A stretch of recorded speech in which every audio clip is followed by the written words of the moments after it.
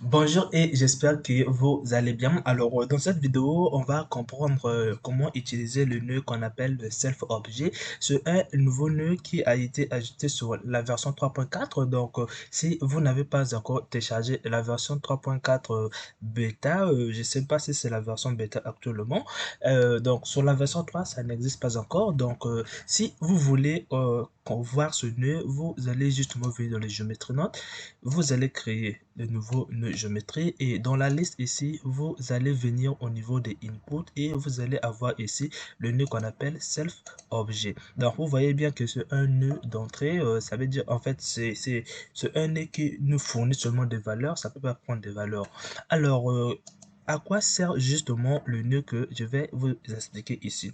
En fait, lorsque par exemple vous créez par exemple le modifier géométrie node, vous pouvez par exemple faire des déplacements grâce à ce modifier. Par exemple, si je viens sur les géométrie node, je viens par exemple prendre le nœud par exemple position, je mets ici et je mets la valeur de la position ici pour le manipuler ici. Alors, vous voyez bien que grâce à des nœuds géométrie, je peux maintenant déplacer mon objet. Maintenant, imaginez que vous voulez maintenant prendre l'emplacement de votre objet. Il va peut-être falloir que vous supprimiez les nœuds géométriques pour retrouver l'emplacement de votre objet. Alors que vous avez maintenant ce nœud qui est là justement, qui va vous permettre de prendre l'emplacement de votre objet au lieu d'enlever encore le modifier et de retrouver votre emplacement. Donc, pour cela, on va justement supprimer le déplacement. D'ailleurs, on aurait dû simplement le laisser. Donc, pour cela, on va utiliser le nœud qu'on appelle transformation. Donc, ici, on va le mettre ici. Et on va essayer de déplacer notre objet. Ici, on va le mettre ici. Et on va justement le tourner. Maintenant, imaginons que nous voulons récupérer l'emplacement qui était avant. Donc, l'emplacement de notre objet sans pourtant se rendre compte des déplacements des géométries nodes. Donc, pour cela, vous avez justement mentionné. Attention, vous n'allez pas ici mettre self-objet que vous allez se dire que c'est votre objet que vous êtes en train de manipuler. Parce que quoi, ça peut arriver que vous pensez que c'est votre objet que vous allez pouvoir déplacer. Alors que si je mets par exemple objet ici, donc si je mets objet, vous voyez bien que ça me fait des erreurs parce que quoi, ce n'est pas compatible. Donc faites très attention. Une géométrie n'est pas un objet, tout comme un objet n'est pas une géométrie. Donc j'espère que vous avez compris.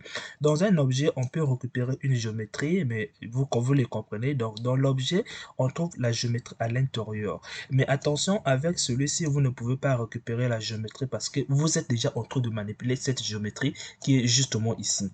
Alors, pour cela, on va récupérer les informations. Donc, ce nœud va nous permettre de récupérer non seulement le déplacement, mais ça peut aussi nous permettre de récupérer la rotation, la taille. Donc, on va le voir justement. Vous allez venir dans Input et vous allez venir prendre le nœud objet. Ce nœud objet permet de faire quoi? Ça permet au 1 de prendre la géométrie de votre objet. Et puisque vous ne pouvez pas manipuler les objets dans les géométries non, mais au moins vous pouvez récupérer leur forme. Donc, la géométrie avec justement ce nœud. Donc, la sortie géométrie ici.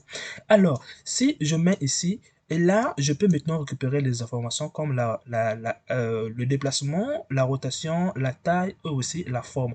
Donc, si je mets la forme ici, vous voyez bien que ça ne va pas marcher parce que quoi?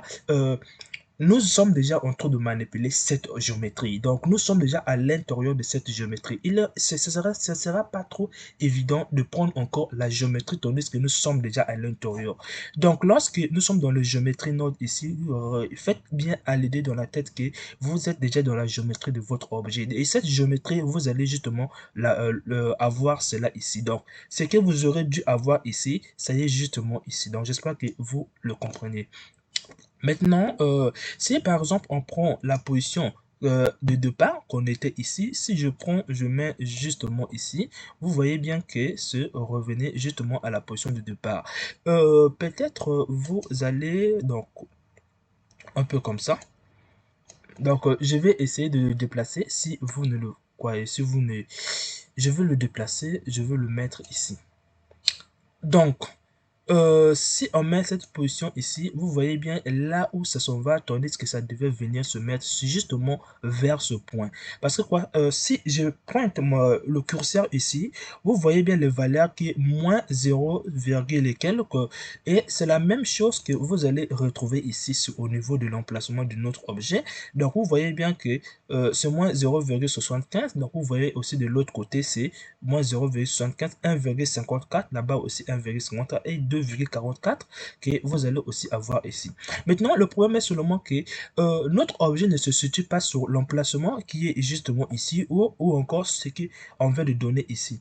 Donc, faites très attention, il va falloir que vous passez ici en relative et là, lorsque vous passez en relative, votre objet est venu se placer sur l'endroit où vous avez mis. Donc, j'espère que vous avez compris. Donc, faites bien attention avec le repère qui est origine. Souvent, on considère ça comme le repère global et le repère local qui est relatif ici. Donc, j'espère que vous avez compris. Vous allez peut-être arriver à avoir un peu quelques problèmes. Si par exemple on laisse cette position ici et que on vient, on prend par exemple le nœud, vous pouvez répéter le même nœud ou encore prendre cette position. Donc par exemple, on va prendre un nœud de déplacement uniquement pour le déplacement. Lorsque on fait ici, vous voyez bien que ça s'est déplacé d'un autre côté. C'est juste qu'il faut que vous mettez en tête que comment Blend, comme si votre objet a un emplacement, lorsque vous allez déplacer votre objet, en fait Blender va simplement additionner l'emplacement actuel plus l'emplacement que vous avez donné. À ce moment-là, votre objet va se déplacer d'un point à un autre. Donc ça, c'est le principe des vecteurs. Donc j'espère que vous avez compris. Donc si vous passez en relative ici, c'est comme si Blender ne va plus considérer l'emplacement global de votre objet. Ça veut dire l'emplacement qui se trouve un peu ici, là, il va plus le considérer. Donc lorsque vous prenez relative, il va aussi prendre en compte l'emplacement qui est là. Donc j'espère que vous avez compris cette vidéo et que vous savez maintenant en quel moment vous pouvez l'utiliser. Là, ça permet de prendre les informations au niveau de votre propre objet et non au niveau des autres objets. Donc j'espère que cette vidéo vous a plu. On se retrouve dans les prochaines vidéos.